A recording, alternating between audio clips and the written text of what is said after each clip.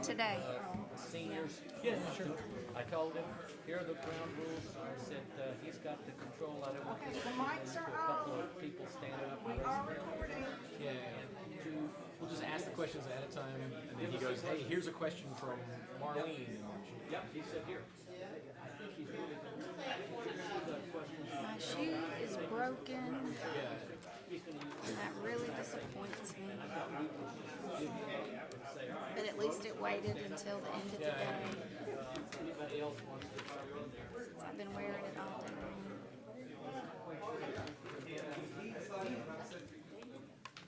I love town halls.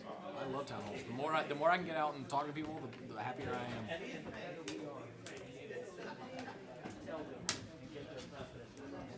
Like, that's why I lead with. Okay. I thought that was clay. There's a better person for this job. I'll vote for it. You know what I'm saying? I don't want you to do this job. I do this job because nobody better than me is going to do it. I don't mind either look like. Really? That's God's fault. Sure, I beat it out of her. Or that I ain't very sorry. They told her it was probably the blood work thing.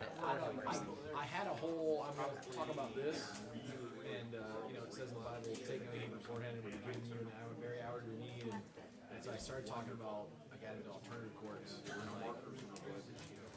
all of a sudden he's looking at me like 6 minutes, and I'm like, "Yeah," and it was all about how do we help people. My dad was in the hospital from Tuesday. Yeah, two people were like, "You gotta quit making me cry like that." I was like, "That wasn't my plan, I promise."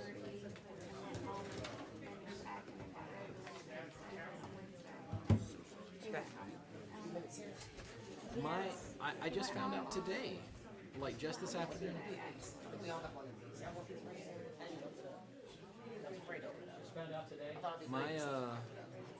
My study buddy from law school, like that was my other half in law school.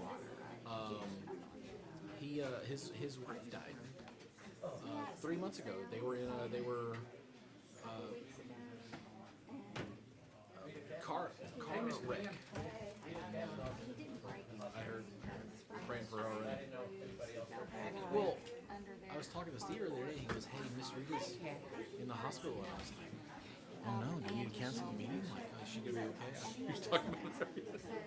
But that Rita, I was like, "Oh, she's tough. She'll bounce back." Like, Rita Caval's old, man.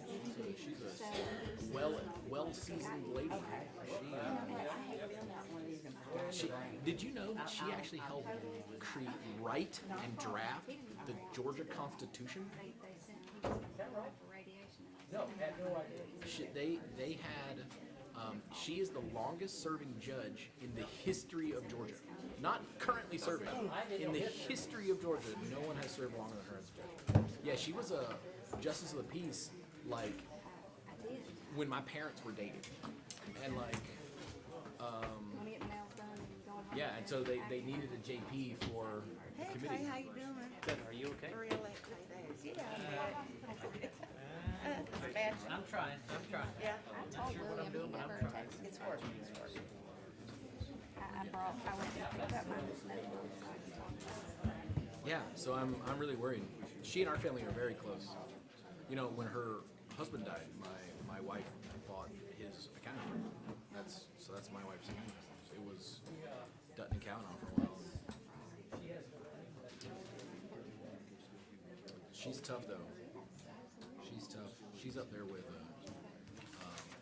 Bonnie Faulkner as far as being in charge of so much stuff. She was the president of Kiwanis for so long, and they did some stuff with the fair she didn't like, so she dropped out of Kiwanis and joined Rotary and shot up their hierarchy there. And she's a fantastic lady. If anybody can beat it, she can. Okay, so I need to review this? Okay.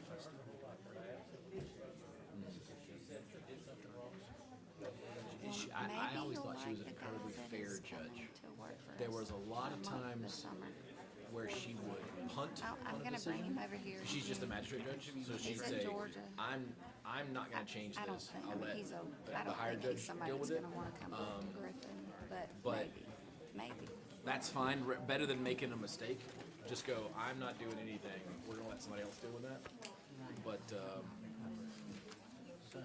she was also a very realistic judge. I just grabbed a bunch of stuff.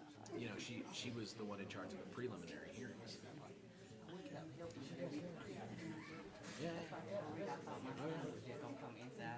But we'd go to the jail and do preliminary hearings, which are just, I mean, it's almost like a matter of course. It's really a chance for us to kind of hear discovery beforehand, before they have to give it to us, and then they're gonna go right. She's gonna bound everything over, and everyone knows. We're in there one time. My guy's charged with possession of a firearm, and some crack cocaine, gambling, all this stuff, because everyone in the house that they raided was all charged with it. And I was like, well, where was the gun and the crack cocaine? It was like, it was in the top of, like above the refrigerator, like a little cabinet on top of the refrigerator, like way, like I would have to reach up. And I said, so was there a step ladder or a ladder? Like, no, there was no step ladder. And I said, but since he could have gotten to it, that's why he charged him. Yeah, he could have gotten to it, so he had constructive possession. Charged everybody that we busted the whole raid. And I was like, those are the only two felonies. And they're like, yeah.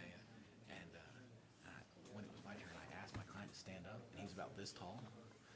And I was like, Judge, he couldn't have reached it. He didn't have access. And she was like, I agree, and didn't bind him over. And it was like that level of just kind of common sense. Like Guess we got 1 minute. Welcome to the Spalding County Board of Commissioners regular meeting. It is Monday, May 2nd, 2022 at 6 p.m. I'd request that you please silence your cell phones and all other electronic devices. I'd like to ask Pastor Zachary Holmes with the Grace Paradise Fellowship Baptist Church to deliver the invocation, and Commissioner Rita Johnson from District 3 to lead us in the pledge. Pastor. Good evening, everyone, commissioners, representatives, staff, and citizens. It is a pleasure to be able to be here with you once again. I want to thank our District 3 representative for offering that invitation. Let us pray. Father God in heaven, the Father of Abraham, Isaac, and Jacob. Lord God, we come into your presence with thanksgiving and joy in our heart for just being here in the midst one more time. Lord God, we ask right now that you just lead, guide, and direct the proceedings of this meeting. Father God, lead our leaders into making decisions that will be good and beneficial to all concerned. Father God, we ask these things knowing that you can and you will. And it's in Jesus' name that we do pray. Let every heart say amen. Amen. Please face the flag. I pledge allegiance to the flag of the United States of America and to the republic for which it stands, one nation, under God, indivisible, with liberty and justice for all. Thank you. Thank you, Pastor. Chairman Davis, I'd like to make a motion to amend the agenda to include the proclamation for Manufacturing Appreciation Week, May 9th through the 13th, 2022, in support of economic development in Spalding County. I would ask this item be placed under Section 4, Presentations and Proclamations, as number 3. second. All right, I have a motion and a second. Any discussion? All those in favor signify by raising your hand. 5-0, motion passes. Item number 4, presentation and proclamations. Consider a request from Warden Carl Humphrey for a proclamation recognizing the correctional officers and employees of the Spalding County Correctional Institution for their dedicated service in performing their duties. Dr. Ledbetter. Thank you. At this time, I would like to read the proclamation. I would also ask that our warden and the fine group of men and women that you brought with you this evening, please come forward. In recognition of Correctional Officers and Employees Week, May 1 through 7, 2022, whereas in 1984, President Ronald Reagan announced the first week of May as National Correctional Officer and Employee Appreciation Week, in that the President recognized that jailers and correctional officers have one of the highest rates of occupational injuries and sicknesses. And correctional officers and employees at the Spalding County Correctional Institute demonstrate dedicated service in performing their duties. And correctional officers and employees provide security, supervision, treatment, services, and re-entry efforts for hundreds of individuals in the course of a year, and the work of Spalding County's correctional officers is an integral part of the daily operations of the Georgia Department of Corrections and the criminal justice system at large. And the correctional officers and staff at the Spalding County Correctional Institute help to make Georgia's prison system a recognized leader among penal institutions nationally. And the residents of Spalding County recognize and understand the complex, dangerous, and challenging responsibilities carried out by every single member of the Spalding County Correctional Institute. Now therefore be it resolved, the Spalding County Board of Commissioners do hereby recognize the men and women of the Spalding County Correctional Institute and encourage all residents to join in recognition and appreciation of the outstanding service provided by our professionals, employees for the safety and welfare of our community. The Spalding County Board of Commissioners do hereby proclaim the week of May 2 through 7, 2022 as Correctional Officers and Employees Week in Spalding County.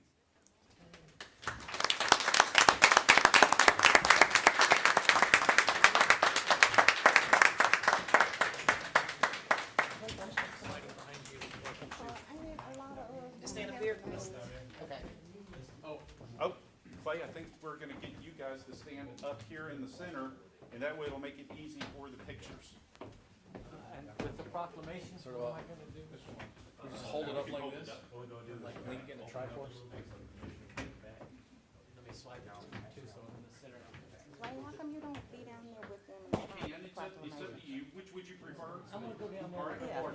perfect. Makes more room for us up here. Please forgive us, we're taking a few minutes. I'm getting my steps in because I haven't gotten them in earlier today.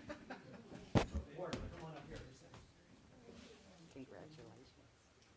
Are we centered up here?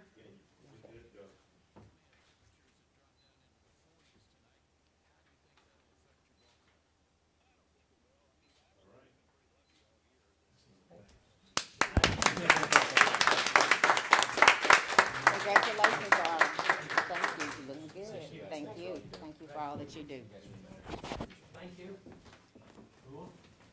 Appreciate it. Well done.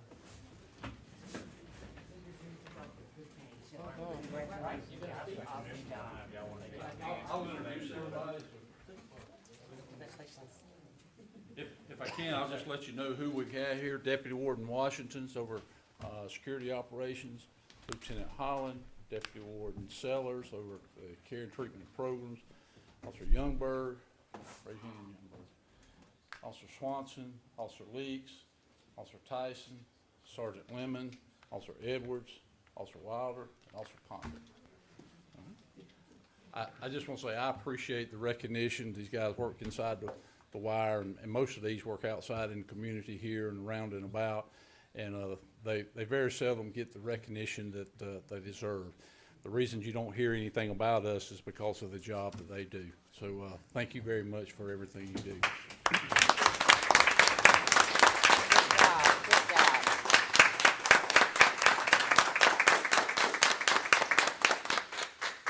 Okay, that's enough. Come on, guys.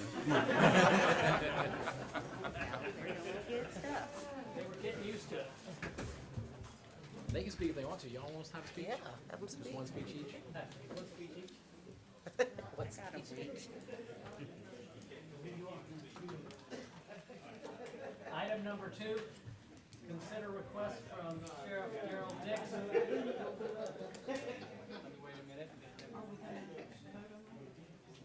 Yeah, let's vote on the first one to make sure that we have a proclamation. Do I hear a motion to approve the proclamation? Motion to approve. Second, Mr. And a Chairman. motion and a second. All those in favor signify by raising your hand. 5-0, motion carries. Thank you. Item number 2, consider request from Sheriff Darrell Dix for a proclamation recognizing the deputies and detention officers at the Spalding County Sheriff's Office during the Law Enforcement Officers Week, May 11th through 17th, 2022, for their dedicated service and the performance of their duties. Dr. Ledbetter. It is with sadness that I tell you that Sheriff Dix is not here this evening because he is a little under the weather. So he asked me to say thank you very much for the proclamation this evening, and he has a couple other senior staff members who are on vacation this week, so they're not here. But I would like to read the proclamation on their behalf, and we will make sure that we get the proclamation presented to the Sheriff's Department. In recognition of Law Enforcement Appreciation Week, May 11 through 17, whereas Spalding County law enforcement officials and public safety officers are brave and dedicated individuals who protect our citizens, families, and our communities here in Spalding County. And these men and women serve on the front lines of public safety. They are prepared to face uncertainty and danger for the sake of protecting their neighbors. In Spalding County's law enforcement officials and public safety officers face intense challenges and make profound sacrifices to ensure the safety of all citizens and play a critical role in keeping us safe and putting themselves at risk during the COVID-19 pandemic. And law enforcement officials face increased scrutiny, yet continue to perform their duties with dignity and honor. Spalding County continues to train and develop the best law enforcement officers and public safety officials, and because of their hard work and devotion, Spalding County remains a safe and welcoming community in which to live, work, and play. And the sacrifice of the Spalding County Sheriff and his dedicated team helps to maintain the well-being of our county.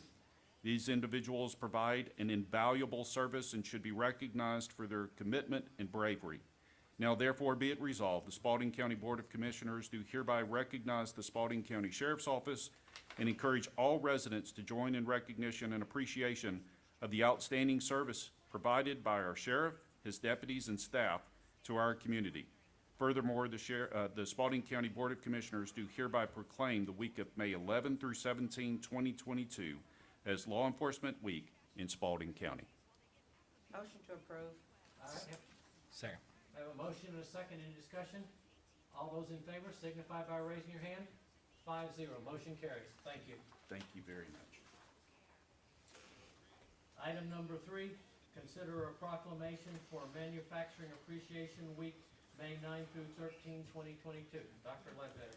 In recognition of all of the economic development that goes on inside of our county, and in grateful thankfulness for those businesses who come in, the Manufacturing Appreciation Week proclamation for May 9th through the 13th is presented for consideration. Whereas manufacturing adds value to raw materials through the application of an investment in tools, technology, and talent, and nearly 10,176 manufacturing facilities are located in the state of Georgia, providing 502,926 jobs and generating more than $59.5 million in wages for Georgians here and their families. And manufacturing represents one of the largest business segments in the United States private sector, and revenues are projected to amount to $7.96 trillion by the end of 2022. And Georgia's manufacturing operations include a wide variety of product families such as machinery, food, textiles, transportation equipment, printing, paper, electronics, and wood products. And Manufacturing Appreciation Week promotes industry and manufacturing in the state of Georgia and Spalding County through education and increased public awareness that celebrate the achievements of manufacturers, acknowledging their critical and fundamental importance to the prosperity of our economy.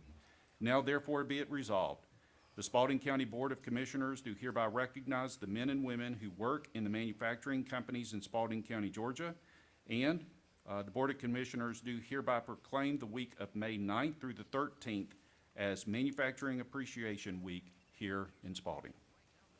Motion to approve. I have a motion to approve. Do I have a second? Second. I have a motion and a second. Any discussion? Is there anything special going on during that time? There's not anything special going on during that time. One of the things that I would really appreciate the opportunity to do is go and visit our manufacturing facilities at the lakes at Green Valley next week, just to go door to door and say thank you for being a part of our family. Absolutely. I mean, Set that up sometime. Just let us know when you're doing it. We'll, Absolutely.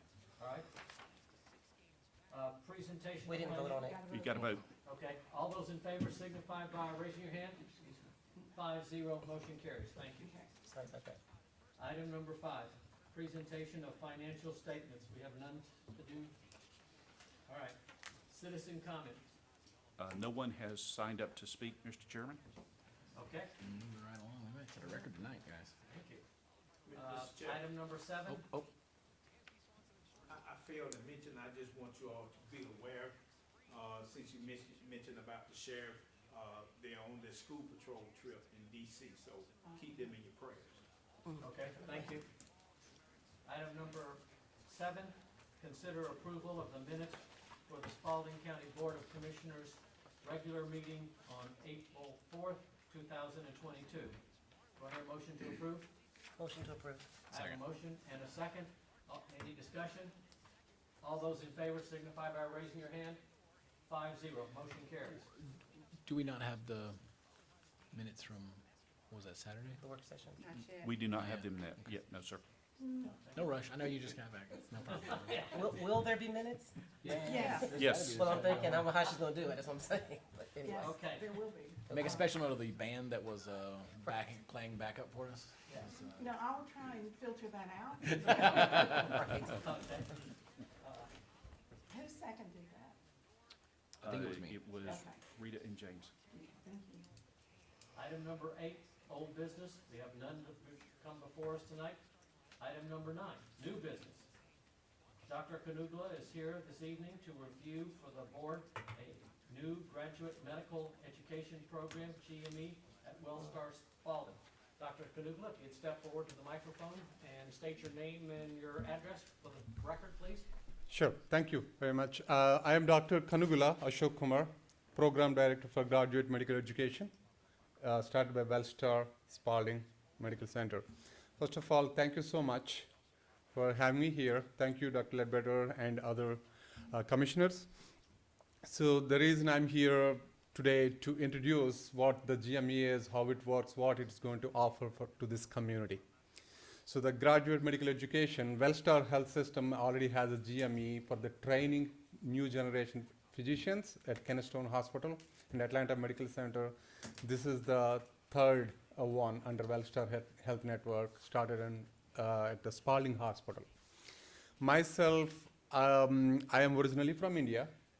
I came here in 2006 and did my master's in public health at Missouri State University and did my residency in Drexel University, Philadelphia. After that, most of my career I spent in academic track, educating and training the residents, new generation physicians. So I came here with my family regions. I found this is a wonderful opportunity to start a program. After coming here, I'm quite impressed. I always felt like myself and my wife, we both are physicians, how great these people are, how welcoming this community. I'm really glad to be part of this community. And as you all know, this nation is facing with a lot of healthcare disparities and challenges to access to the proper health and shortage of the primary care physicians. So that is one of the main mission Wellstar Health System started this training program to create physicians with goal of keeping those physicians in this country to practice and provide the care. We're starting with the 10 residents and it's gonna be 30 residents over the period of time. They will be here for a total of 3 years. And let me, what it's going to offer to this community, along with just making affiliation, not just creating physicians, it's also the quality of the care. We started the GME primary care clinic next to Atlanta Heart. It's the Atlanta Heart is in 8th Street, next to the Spalding Hospital. That's where the residents day to day they do activities like see the patients. They act like a primary care physicians, regardless of their insurance status. We accept every patient. If they have insurance, if they don't have insurance, we have a package.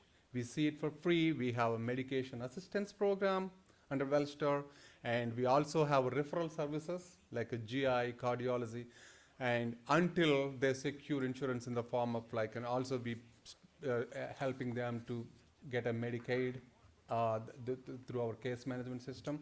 Until then, there will be no compromise. We try to do every preventive and basic care, like all the screening procedures and immunizations. And I'm seeing patients, some of the patients I'm quite surprised they haven't seen the family doctor for years. and they haven't had colonoscopy. That is a preventive part. They never had a mammogram or pap smear. So that is where the residents will be coming into the community and do some educational sessions with the community.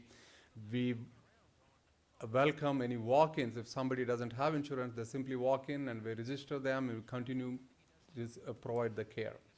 And same time, we bring the highest quality of the care, and a lot of tax dollars are being spent by government for the research and development of the medicine. We bring in those evidence. We do not practice any old school medicine. We practice up-to-date medicine. Everything like, doing more is not always good. As you know, unnecessary procedures, unnecessary medications, we do not practice that. We practice evidence-based and cost-conscious quality care. So that's how these 3 years of residency gonna be happening. It's starting from July 1st onwards. And I appreciate all the community help, and we just wanted to get the word out. Many people don't know that we take everybody regardless of their insurance status. So that's all I have. And if anybody has any questions, if I haven't covered, please feel free to ask. And I have a couple comments, so everybody knows. First, we have an aging doctor population in our county. We have more doctors preparing to retire than to stay. One of the things that we found out about the GME program was that about 60% of the doctors who go through GME just stay in their local area. That would be a boon for us, considering we have 10 people coming in now. And next year, we'll have another 10 for 20 people, and the year after that, we'll have another 10 for 30 people, and those doctors, we hope, will be able to stay here and provide great services to us. It's amazing if you're interested in how doctors get matched up with hospitals. Because we came in at the very last minute, and we had Dr. Kanugla with us to be able to do some of this, we missed the deadline for getting approval to be able to do this. What the doctors, what the residents, interns do is they interview with a hospital like ours, and then they get selected, matched up to be able to do that. Well, we missed that altogether. Dr. Kanugla got on and we put our name on the board and said, we're just starting, come to us. Truly, I believe that most of us would have thought if we could have got 5 people, we would have been happy to start in 1 July. We had 600 applicants try to match up with us to be able to say they wanted to come to Griffin Spalding. That's pretty amazing to do that with in our first year in an unknown location, to be able to do that. Dr. Kanugla was able to, as he said, interview those people, whittle it down to the 10 best. Sorry? That's a lot of interviews. That's a lot of interviews to be able to do that. He has 3 or 4 other doctors to be able to do that. This also takes a number of other doctors that have to be involved in this. So some of our doctors who are in our community have to volunteer their time to be able to match up and spend time with these people. In the end, this is a money issue. This is them giving up their dollars that they could be doing, treating somebody, to be able to teach their profession, to be able to do this. In our community, Wellstar, 40% of the people that come into our hospital are uninsured or underinsured. These are the exact people we're trying to start being able to give care that we haven't been able to give us the same kind of care to before. This is exciting business for us. So I appreciate the expertise that Dr. Kanugla came to with us. We didn't have to hire somebody who's never done it before. He has done it before, been able to come to us. So thank you for all you're doing with us in our county and in GME. Thank you so much. And that's what I wanted to emphasize on. I know I do not want to cross time, but again, this starting a new program, filling all 10 positions, it never happened in this history of residency programs. So that credit goes to the lot of people, physicians who interviewed. We did an interview almost like a 600 candidates within the span of 2 weeks. It's supposed to be happen in 4 months. But I really appreciate all the physicians in the community who helped me to go through the interview process and everything. But it's going to be much, much beautiful next year. And thank you. I got a comment. So, Judge, Dr. Canugula. So I wanted to understand, thank you for coming tonight. I wanted to understand and make sure that I understood clearly. Initially, the clinic that the residents were supposed to run is supposed to be a community clinic. But what I read in the paper and in the information that was given to us is that this clinic will accept insurance and will make arrangements with people to have a payment plan. So I want to ask you, how do you think that this program is different from the Hope Health Clinic or any of the other subsidized clinics in the community? And will you guys be able to clear that up? Because part of the problem is not so much necessarily being underinsured, it's not having providers who will help.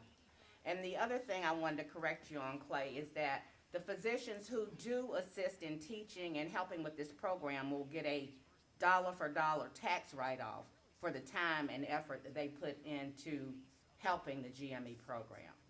So you may not have my answer, and I'll give you a call, but I want people to understand that it's supposed to be a community clinic, not just another doctor's office where people can come in and you can be told you don't meet the income requirements or blah, blah, blah, blah, blah. Where is the clinic going to be located? All right, let me answer at my best of my knowledge. Some of your questions, don't quote me on everything, the financial aspects. So the last question, clinic located in 747 South 8th Street. That is next to, can you point out the location? It's next to Atlanta Heart.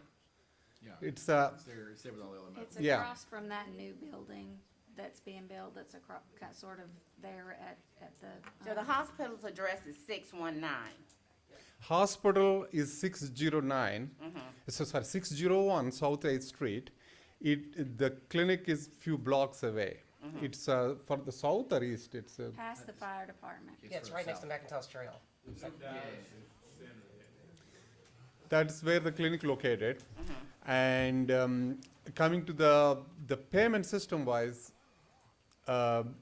we accept, if for example, if somebody doesn't have insurance, the GME package Wellstar has, with some funding from the Spalding and some funding from the Wellstar, we do referrals. We have a medication assistance program that do not have to pay any medications and no physician fees. There is nothing they charge out of pocket. The payment plan you said that's in the market, I really don't know what does it mean. But what we're going to do, if somebody does not have insurance, if they're under the portal and if they're eligible for Medicaid, I see a lot of people, they don't even know that they're eligible for Medicaid. They didn't even apply. So our case management system helped them to get the process running while we are providing the care. If somebody needs the colonoscopy, they never had it just because, not because they don't want it, just because they don't have insurance to go to a GI doctor who accepts them. So we're going to send them to the Wellstar, Marietta, IM clinic. There is a gastroenterologist office is there. They're going to get the scope there. They don't charge anything. And the payment plan wise, I don't know, probably they're talking about after securing the insurance later on. Right now, I'm not aware of any payment plans the patient obligated to do. So, yeah, my other concern would be any lab or diagnostic work that has to be done. Of course, Wellstar has the ability to do that, but are they going to, if your residents say that someone needs a CT or MRI, obviously with no insurance. This is what is yeah. happening. So they will have a direct route to be able to get those diagnostic testing without having to stop their treatment because they can't afford it, they're not insured. If this is self-pay, if the patient, Mm-hmm. when I order an MRI, for example, the MRI, that computer asks me, is it insurance or self-pay? I click self-pay because it doesn't have insurance. Mm-hmm. So the MRI, the radiology department from the Spalding Hospital, they're gonna schedule, even though it's they don't have insurance, they will schedule and get it done. Right. I do not think they will get any bill, and there is that is beyond my thing. I think Your area of expertise. yes. Yeah. My Okay, I goal, get it. my goal is making sure they get optimal care regardless of their affordability status, financial status, or insurance status. After that, I don't think they will face a lot of penalties or payment big bills for sure. If you're right, if that is the case, why would we call it a community service? And you know, I was not really prepared with that information here, but definitely we'll get back to you on that later on.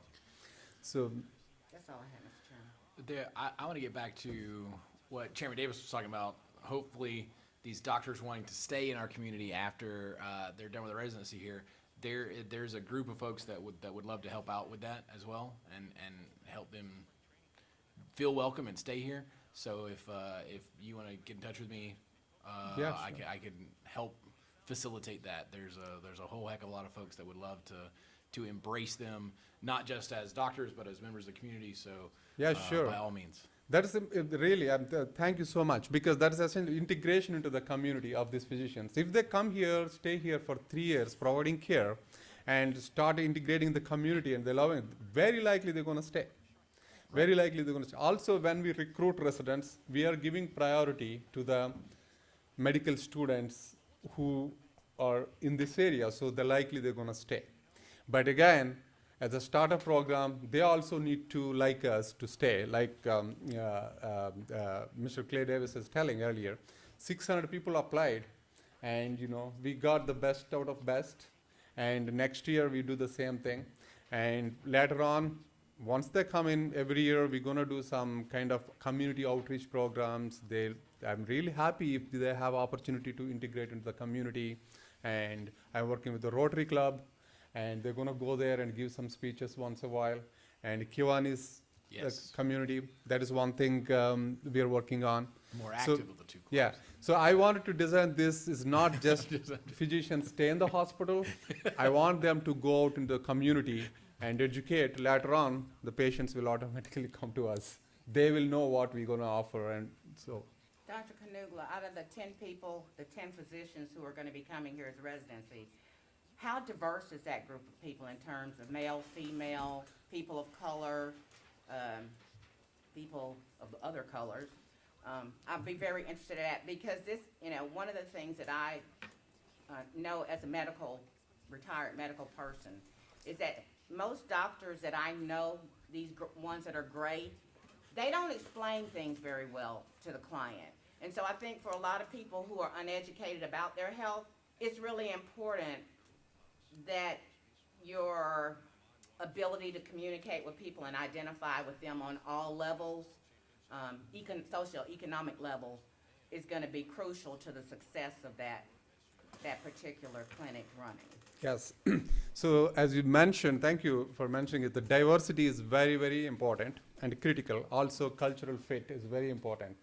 As a physician, when we talk to the patients who doesn't have knowledge, we need to come down to their level of understanding what we are talking about. That's the communications, that's a part of our training for sure. So we got 600 people, right? When we select them, interview them, we put it in a rank order list, making sure not just based on their credentials, also the diversity. So, and we have different races. This year we have residents coming from all over the globe.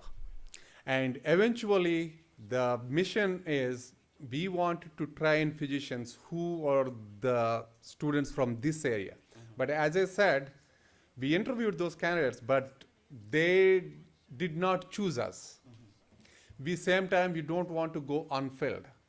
Does it make sense? Yeah, that makes sense. So we don't want it to just 8 positions unfilled and only 2 physicians come. So over the period of time, once this program grows up, then reputation will automatically grow up. And the medical students in this community also wanted to come here. Right now, no medical student in this area wanted to choose this program. They wanted to go to Emory or like other university programs, a bigger program, because I don't blame them, because nobody wants to take a chance of a startup program like this. They wanted to see in the future, if you have a history, if you made this like 3 years or 4 years, if you got good board passing scores, and everybody like it. So we need time. Housing accommodations, what does that look like? Is there a certain area that they're gonna be living in, or how was that?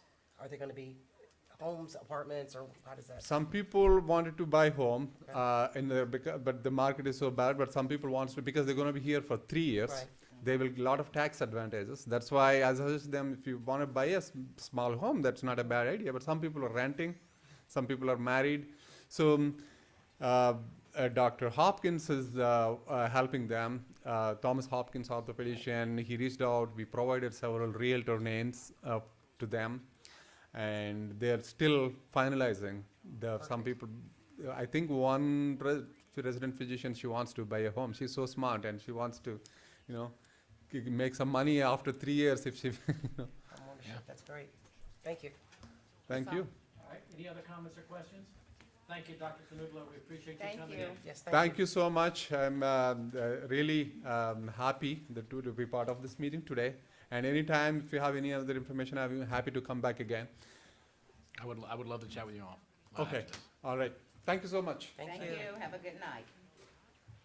Item number 2, consider request from Jeannie Brantley, Planning and Director at Three Rivers Regional Commission, to apply for CSBG CARES funding. Dr. Ledbetter. Ms. Brantley? Jeannie says, excuse me? Thank you. I'm Jeannie Brantley, the Planning Director for Three Rivers Regional Commission. I'm also the Grant Administrator for your CSBG program for Spalding County. And we've done that for quite a number of years for Spalding County. I presented to you actually 2 applications. One is for your CSBG carryover funding, and that was an application for $92,982.15. And what we did with that,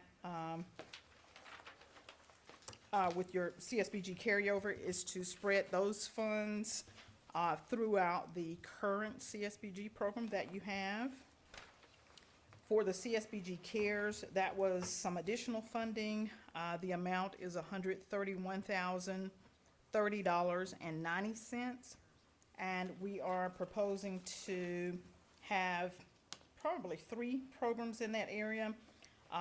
There will be a housing assistance, which will be utility, and utility assistance comes under housing.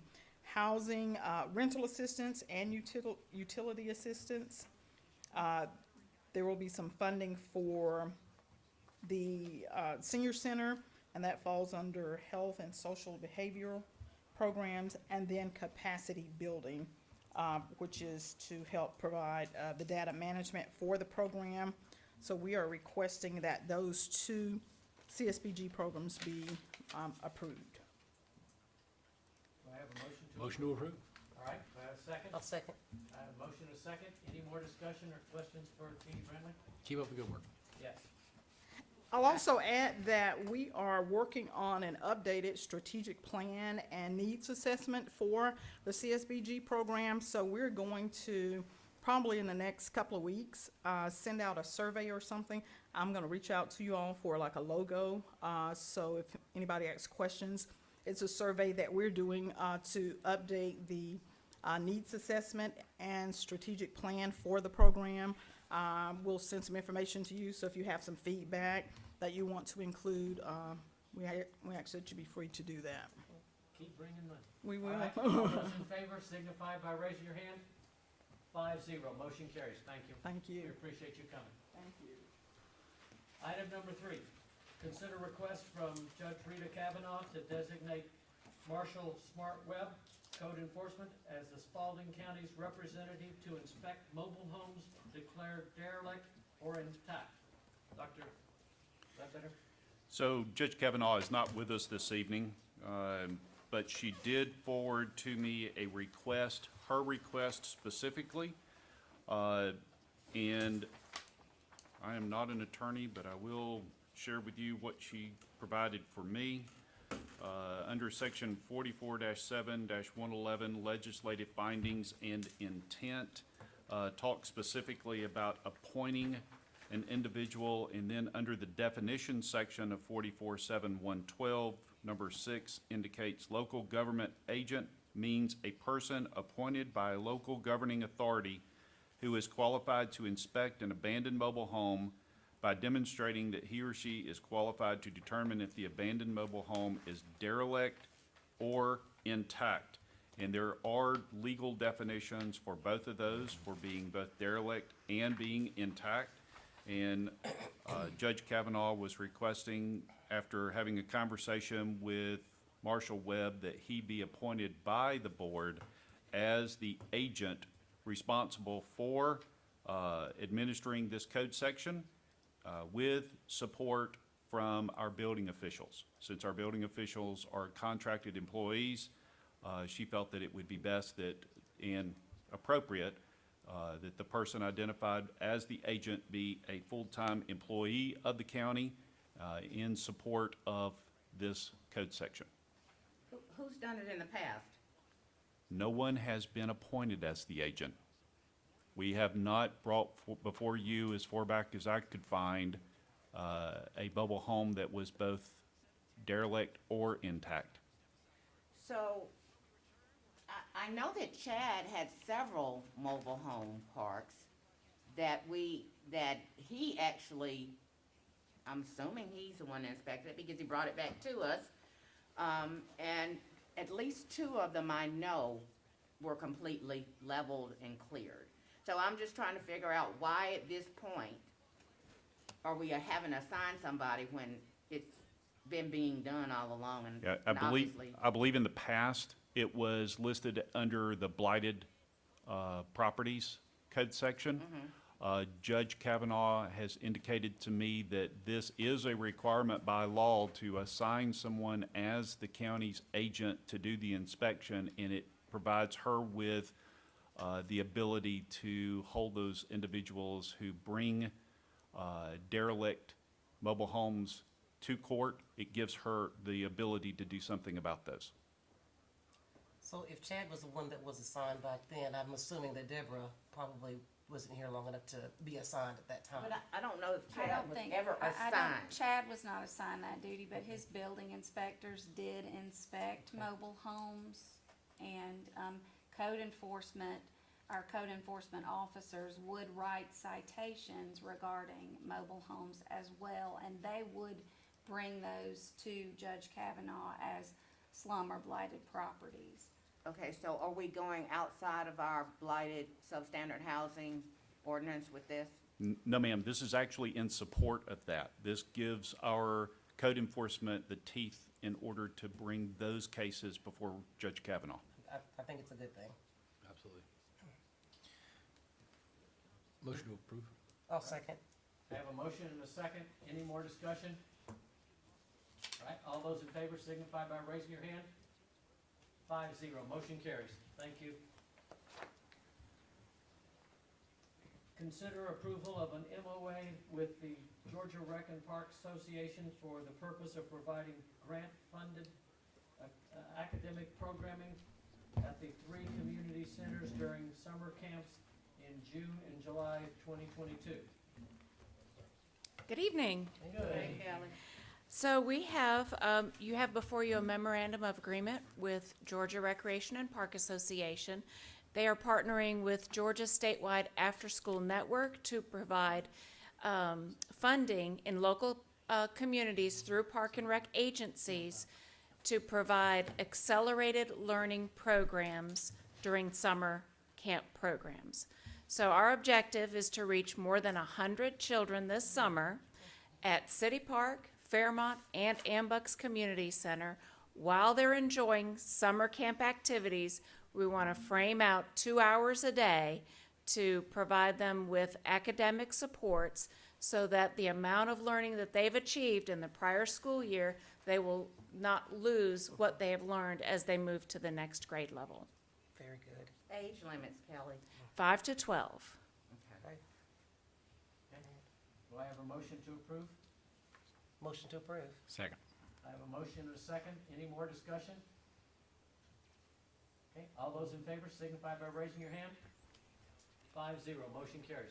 Thank you, Kelly. Thank you. It's Thank going to you, be a Kelly. great summer in Yes. Spalding County. Yes, it is. Yeah.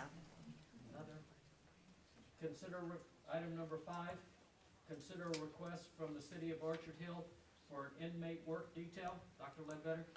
So this agreement that you have before you for consideration is to provide to the city of Orchard Hill the same opportunity that we have for other jurisdictions across our region for inmate support. You will notice that there is not a price in the IGA. That is on purpose. The intent is to move us away from pricing the cost of the corrections officer in support of those inmates, plus an administrative fee, into a schedule so that we can update the schedule for all of our IGAs before you once a year instead of bringing each individual IGA before you. The ask from the city of Orchard Hill is for us to provide up to 4 times a year for trash pickup inside of the city. Public Works Director T.J. Emberger and I have had the conversation around this. He believes that they do have the available time, since they drive through and walk through that area in support of our county roads, to be able to do this effort. I have had a conversation with Warden Humphreys about this as well, and I think we're in agreement at this point that it is for the corrections officer to support the effort to oversee the inmates to pick up the trash up to 4 times a year under this current contract. So 4 times a year, somebody's gonna pick up trash. Yes, ma'am. So there'll be 3 months worth of trash every time they get ready to pick it up. That's what Orchard Hill is asking for, yes, So ma'am. I'm personally not good with that, because if we provided that kind of service, we already know what that's gonna look like. I get it, they would like to have this service, but I'm not comfortable with us moving away from what it is that we've established doing while we try to figure out what that's gonna look like. I think we need to be consistent with them in giving them same contract that we've given the Henry County, Pike, everybody else. And then when staff does come up with the schedule, we can renew their contract if it's going to be different based on a schedule. So, yeah, and I'm never okay with voting on something where there's no numbers on it for money. Well, the numbers are consistent across the board with all of our contracts. So it is the cost of the salary plus benefits for the corrections officer plus a 10% override for administrative fee. And that's what we charge all of the other jurisdictions. The only That's the annual salary. It's just the annual salary for the cost of the corrections officer plus their benefits plus a 10% administrative override. So the numbers are there, they're the same, and the reason that we took the numbers out of the contract is just so that we can come back to this board every year as we progress our compensation packages for our corrections officers, so that it's consistent for everybody. Everybody will be treated exactly the same for our contracts. The other thing is, and I'm sure that the powers to be in Orchard Hill will think that this is good. But in all honesty, in order for this to work for them, they need to have someone that is showing up every day or every week. And in these other situations, our correctional officers and their work details are there every day. So charging them the same thing that we're charging everybody else for literally 4 times a year is totally not fair to them. So I think they should be offered the opportunity to do that. If they don't want their work detail to do it 4 times a year, that's on them. But I don't think that we should have an agreement with them that they're limited to how many times somebody's gonna, because they're gonna have their own detail, right? right? They will not have their own detail. The detail will actually serve under Public Works, and they will be picking up trash on a rotation around the county like we have right now. We will just add Orchard Hill to the schedule as they work through their area, but only 4 times a year. That's how often they will be inside of their city. So let me ask my Yeah, question. I as don't we're think seeing. that's right. Just got a question, because, you know, the trash is always, you know, a big deal here in this county. Do you foresee any problems with this? Because this can be very heated. This is very debatable on how this is handled. So do you anticipate anything? I don't foresee any problems. In fact, I think that it would be a benefit for the county because the roads would actually be cleaned up inside the city of Orchard Hill in conjunction with what's going on outside of the city limits of Orchard Hill. So I think our area outside the city is being cleaned up quite well. In fact, I've heard that specifically because that was one of the questions that I asked. And now there's an opportunity for those who live inside the city of Orchard Hill to have the roadways cleaned up and looking good inside the city, and having our guys and our details do the great work that they do inside of that city for the city of Well, Orchard that's, Hill. if it's an improvement of beautification of that, then. That's I'm exactly good with what it. this is intended to do.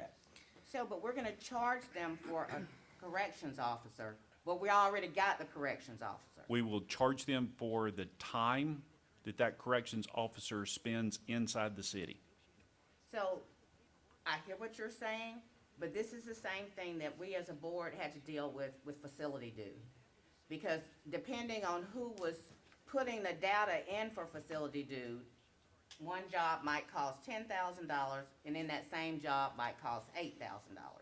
So, I hear what you're saying, and clearly, if we can't tell Orchard Hill what to do, but picking up trash within the city limits 4 times a year, it's not gonna do anything. I'm just saying. But yeah, I don't think that they should be charged for a full detail if we're just already having a correctional officer there that's already doing it, and a correctional officer team. I don't understand how it's not fair to them that we charge them the same thing and not provide the same service. They're an afterthought in terms of that, so. As the commissioner whose district Orchard Hill sits in, I'm probably more familiar with Orchard Hill than everybody else up here. That said, the folks who live in Orchard Hill, I don't, and its mayor and their city leaders are more familiar with it than we are, and this is what they're asking for, and it won't cost us anything. And I think that since it doesn't cost us anything, and this is what the city of Orchard Hill wants, we should give it to them. And with that, I'd like to make a motion to approve. And obviously, there's a benefit to everyone here, so I'll second the motion. All right, have a motion and a second. Any more Yes, discussion? it does cost us something because the work has to be done there, and we're giving them a gratuity that we're not giving the city of Griffin, that we're not giving the city of McDonough, whoever else, Thomaston.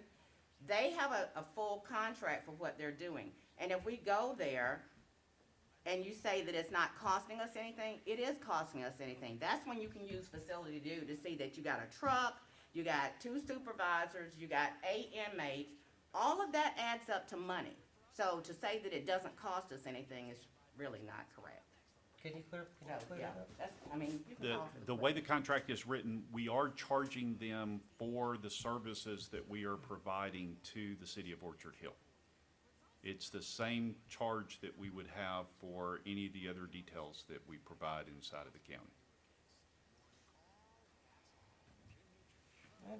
Okay. In addition to the people that you're already paying to do that work. Correct. Okay. All right. All those in, any more discussion? Mm-mm. All those in favor signify by raising your hand. 4. All those opposed? 1. Motion carries. Thank you. Consider approval of the FY '23 MOU with the University of Georgia Archway Partnership for Spalding County. County Manager. So before you is the information for our MOU, and if you will notice on, please forgive me, I honestly thought Miss Brittany was going to be here this evening.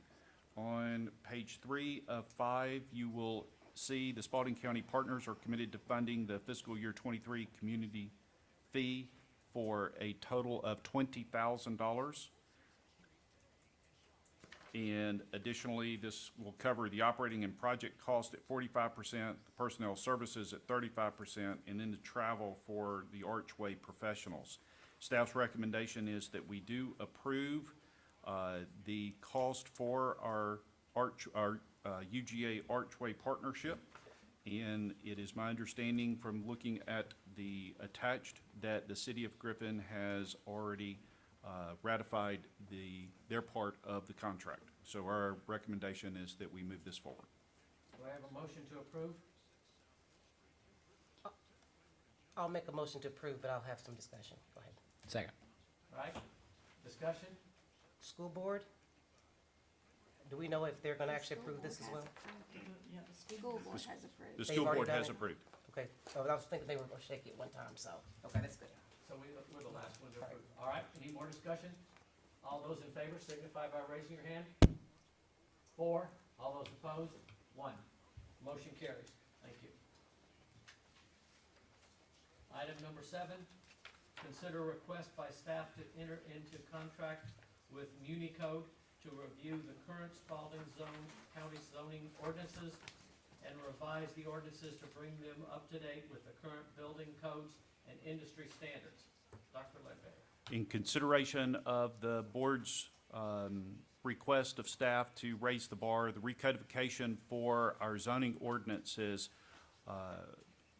are a part of your packet for this evening. We currently use MuniCode to house all of our ordinances online, and we have for a number of years. And as a part of our recent discussion with MuniCode, specifically Mr. James Bonneville, who is a part of their legal team for Civic Plus and MuniCode, we have a request before you to recodify our zoning ordinances, which includes Appendix 4 of our zoning ordinance. This is also a part of what's online and in our books, and I'm sorry I didn't bring one of our books in with us, but it is quite extensive. It's a legal analysis with research by full-time MuniCode attorneys. They pull in information, best practices from across the state of Georgia and across the United States, as they are a national firm. They will provide all of these services for us to a cost of $34,000 for a complete recodification of our zoning ordinances. Staff's recommendation is that we move this forward and approve, and for the board to authorize me to sign the contract for $34,000, which would be expended $13,600 immediately to contract for the services. Once the submission of the legal memorandum is completed, would be a cost of $10,200. And then once the submission of the draft code is completed and it's delivered, we would pay the remainder of $10,200. This is going to take us approximately 9 months to a year to complete. The investment doesn't just include a cost, it includes time from us, from our planning commission, and from our board of zoning appeals to review all of the material and provide input and information back to MuniCode so that we can include our thoughts and consideration in the recodification of our zoning ordinances. So again, our staff's recommendation is that we move this forward. Do I have Got a a motion? question. So Steve, on the last page of this little letter from Mr. Bonneville, Yes, ma'am? it says that the time frame for completion of the recodification project is within 15 to 20 months. So that's a little bit different than 9 to Yes, ma'am. months to a year. So what is this that's gonna take so long as opposed to what you just talked about? So the conversation that I had with Mr. Bonneville is we can move as fast as we can respond to the request by the legal team that's going to be assigned to us. So if we go at what they consider typical rate, yes, it will take between 15 and 17 months. If we respond to the request and read through the documentation and provide our input, we could cut that time to 9 to 12 months. I've been a part of this project before. They move as fast as we do. I'm just thinking at, 20 months, and that's just hopefully the very farthest out. We have a lot of stuff that we're talking about doing in our zoning construction, and I know it says that, when they provide us with the first draft, if we have changes that are significant, then that is gonna be renegotiated. So, when you said 9 to 12 months, I'm thinking, yeah, we can't even get a, memorandum of understanding to do an overlay in 6 months. So, I'm just trying to be very realistic about this, but just want us to be aware that, if we have these major building changes that we wanna have for our zoning code, then that's something that we'll have to work on first. Yes, ma'am. Because it needs to be submitted to them far enough in advance that they can rework it if they have to. Yes, ma'am. Agreed. What is the memorandum of, what was that?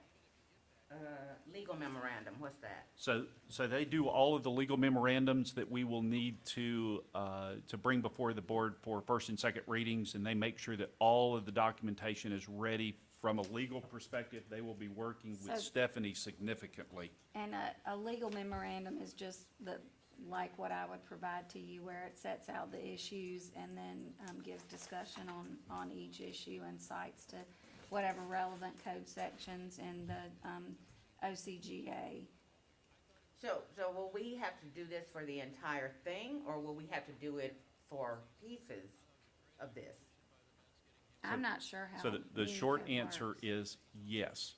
The long answer is they will extract out certain areas of our zone and help us move through very quickly. And we're going to go through the entire zoning ordinance that is currently set in place.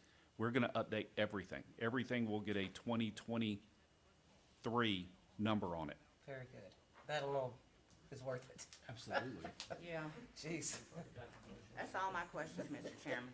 Okay, thank you. Do I have a motion? Motion to approve. All right. I have a motion and a second. Any more discussion? All those in favor signify by raising your hand. 5-0, motion carries. Gotta start with one step at a time. This starts the long road. All right. Item number 10, report of the county manager. I'll make my remarks brief this evening. Great training this week at ACCG, and an even better opportunity to visit with many of our counties across the state of Georgia to hear what is going well and the challenges that they are currently facing. It was encouraging to share ideas and get feedback as myself and the board had a chance to go. Thank you for that opportunity this week. Code enforcement is a law enforcement role and has law enforcement credentials that have been provided to our Marshal Webb, and I think he is doing a great job. And this evening, I would like to introduce our newest add to our Marshal's office, and that's Miss Carmeletta Brent. So, welcome. And good evening to her mom, sitting beside her. Many of you may know her. I think the world of both of you. Thank you very much for being here. Newly retired. Yes, newly retired. Kinda slow. Can't sit down. Amelia Road and Yarborough Road are soon to receive a different type of coating. We should begin the actual chip sealing for these two roads within the next 2 weeks. The pre-work is complete on Amelia, and our work crews are beginning to work on Yarborough Mill this week, so I'm very excited to let you guys know that it's coming, and we will most likely have those roads completed before our extraordinary session. Great. I got a question. Yes, the funding for that, I know we talked about how much it was costing, but where is the funding gonna come from? That funding had already been placed in the road section for TJ's budget. Okay, so it's already within what's. It was already within the budget, yes, Okay. ma'am. And it's great to be able to report that those funds actually, the bids for those two projects actually came in under budget. So it's actually really good news for all the way around. Are they gonna do the entirety of Amelia? They are. Okay. We had an incident today where one of our public works crews was working in the area of Jordan Mill Road. The vehicle was situated to protect our crew at the bridge, and a driver crossed the center line and actually struck the vehicle. None of our crew were injured, but it was really good news that our guys are well-versed on how to protect themselves in a work zone. The work zone was properly marked. The driver drove away from the scene, and the sheriff's department is currently working to identify the driver from this hit-and-run accident. And I just want to say thank the Lord that none of our employees were injured while they were working. That's my, Training pays off. training pays off. But what could have been? Yeah. That's all of my report this evening. Thank you. Okay. Commissioner Johnson? Okay, so this meeting, different than the rest, we have a lot of good things going on here that's outlined in this meeting. Kind of makes me nervous, though. I think Dr. Ledbetter's setting us up before budget time. I think it's gonna be all downhill from here, so we're gonna take advantage of this meeting.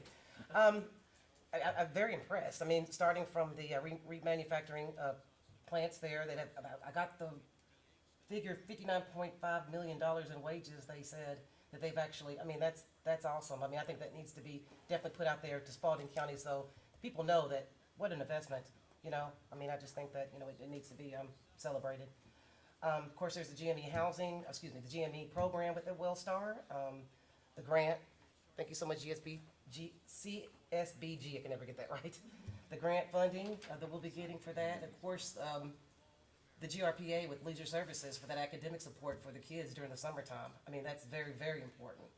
I wish Brittany was here, had attended this meeting to talk about the UGA Archway Partnership and really kind of discuss since the day one when we signed that agreement with the city and the school board, what all has come out of that program, which has been awesome, Stephanie, I guess you know. So maybe hopefully at some point in time, we can get her back here so she can tell us and tell the board and everyone what they've done. We'll make sure she makes a presentation. Thank you Absolutely. so much. Thank you so much. And I guess that's about it. I just gonna take advantage of this great meeting tonight. Commissioner Bowe? Yeah, I'd like to say, I did attend the ACCG conference down in Savannah. And you know, you sit up here and you make decisions and vote for the entirety of the county. And you know, it's kind of a thankless job a lot of times. But when I was down in Savannah, I had people approach, ask questions. I've seen them ask our county manager questions, and it was like, I mean, these are Clayton County, Fulton County, Gwinnett County, I mean, big counties asking us, how are y'all doing these things? Why is everything looking so good in Spalding County? You know, being up here, I mean, I see it, but it's slow moving, but the outside world is really paying attention to us because we're moving up and it's looking awesome. Yeah, we're on the map. So, this Board of Commissioners right here, we're really making some changes, so y'all hang in there, and it's looking for the good, so. Thank you. Commissioner Flowers Taylor? No comments. Okay. Vice Chairman? I just want to encourage everybody to keep our magistrate judge in your prayers. She's under the weather in the hospital right now, so I'm a firm believer that prayer matters, and that if we can ask hard enough, God will grant our prayers. So that said, moving on to nicer things, I had a great time at the ACCG conference. One of the trainings that I was in, we heard the same thing that Commissioner Bowden did. Like, people very excited to spend $3 million to move up on their list to get 10 people connected with fiber or whatever.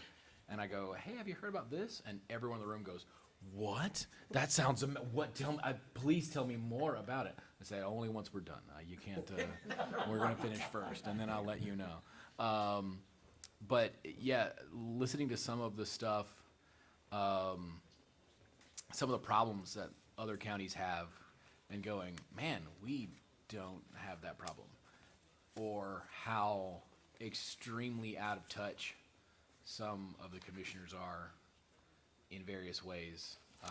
One, when we were talking about, hey, we should do a train, get a commuter train going or whatever, and we don't need a train, we should build a hyperloop. What's a hyperloop? Oh, you dig a tunnel and then you vacuum it out and you put a magnetic lift train. You're like, we might not have the budget at the county level for a multi-billion-dollar operation. No, that's what we need to do. You go, and so you come back energized, not just from what you learned, but like how well we are doing here in Spalding County. Look, we haven't arrived. We're not there yet. We got plenty to go, but it has given me a lot of heart to come back. The one thing that I did want to point out is one of the trainings that I was in was in a workforce training. How do we maximize the workforce and whatnot? And they kept raising their hands and saying, yeah, we still do a golden watch at retirement. And everyone, yeah, a golden watch at retirement.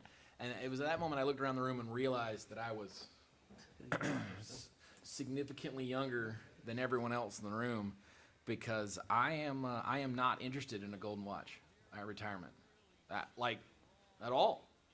And if you want people my age or younger, a golden watch is not an incentive. And one of the representatives from Fulton County raised her hand and said, yes, we received however many millions of dollars from the federal government for the ARP bailout. And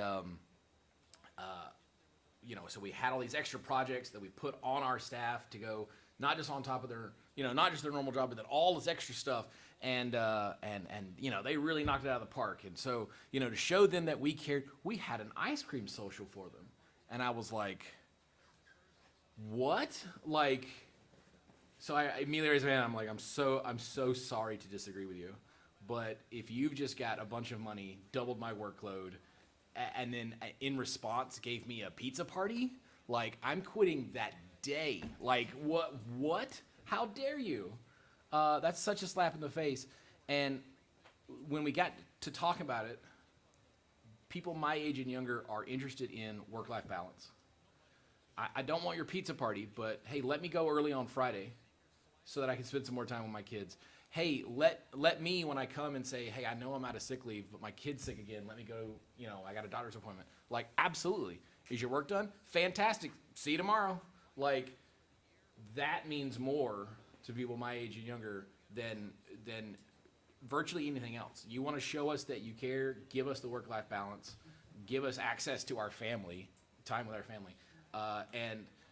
Again, once again, some of the feedback in the room was like, that's a great idea. And some was like, what? You don't know what you're talking about. All right. You know how you guys have those staffing problems?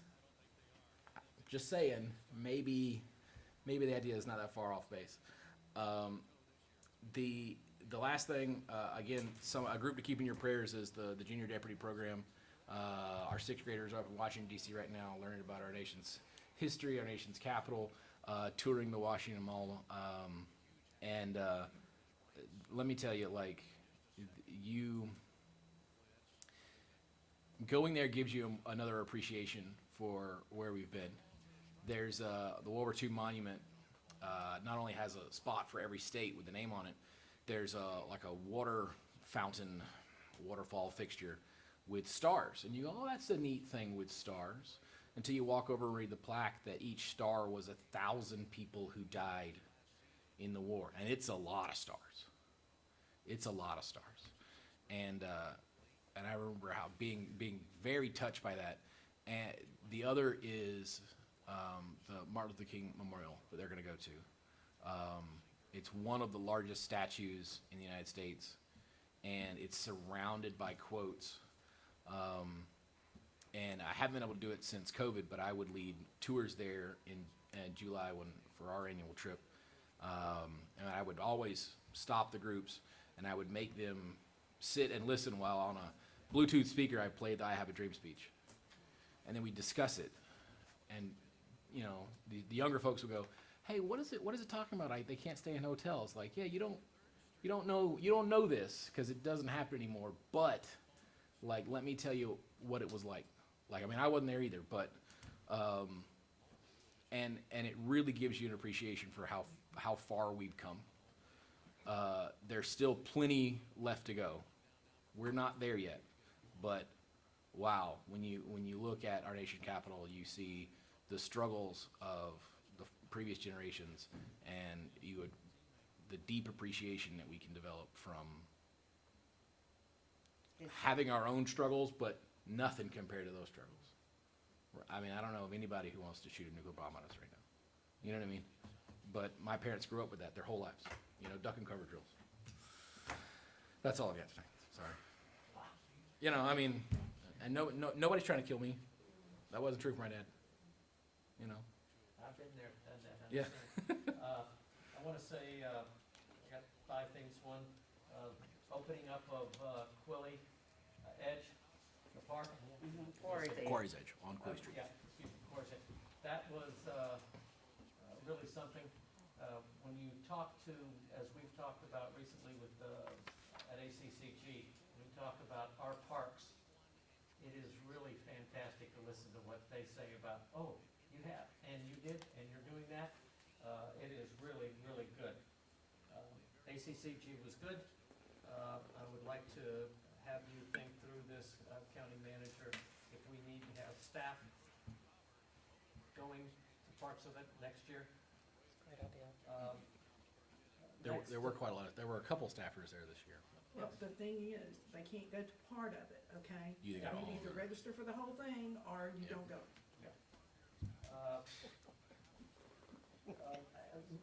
May 2nd through, I think, the 9th is Teacher Appreciation, and being the father of a long-term teacher, I can tell you how hard they work, how much they love their job. This is hard stuff that it takes true dedication to be able to want to do it day in and day out. And so if you see a teacher this week specifically, please walk over and tell them thank you for what they're doing. They are working our future. And I believe truly if we're going to go and move forward, those teachers have got to be able to continue to do it, and we've got to continue to support them. So everybody knows it's budget time for us. In the next, our budgets, new budget year starts 1 July. This is the time we put it all together. There will be open public hearings for you all to come in and listen and voice your opinions and make comments about it to us. Please take advantage of that. If we don't hear from you, we go the direction we're thinking.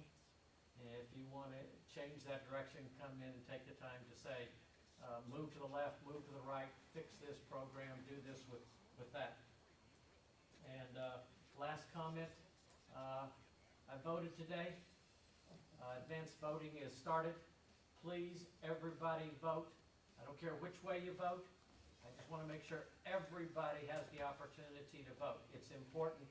It's part of my belief of citizen duties. And you may, if you have that right, there are some people in our county who don't have that right and are truly missing out and wishing they had that right. So please, everybody vote. All right, with that, I'll entertain a motion to adjourn. Motion to adjourn. I have a motion Second. and a second. Any more discussion? All those in favor signify by raising your hand. 5-0. We're adjourned. Thank you, board.